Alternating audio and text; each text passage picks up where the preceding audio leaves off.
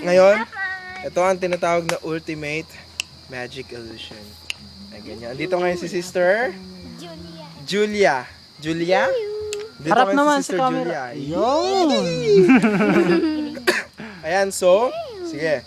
Ito, dalawang barahang to, ayan dera. Itong dalawang barahang to, tignan mo yan. Ayan ha.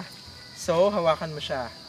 Ang gusto ko, sister, ilagay mo siya sa kahit anong parte ng deck. Kahit anong parte. Kahit anong parte, kahit saan. Kahit magkahiwalay.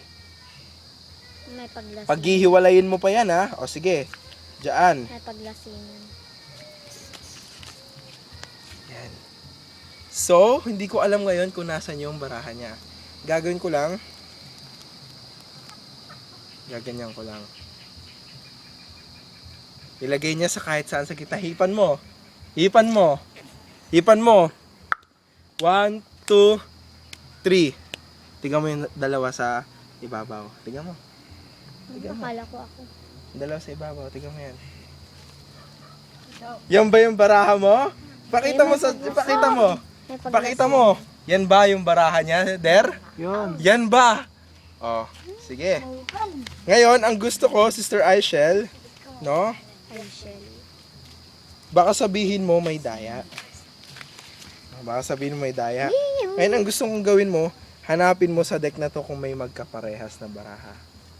Kung meron. Okay? Ang boplex ko magbalasa.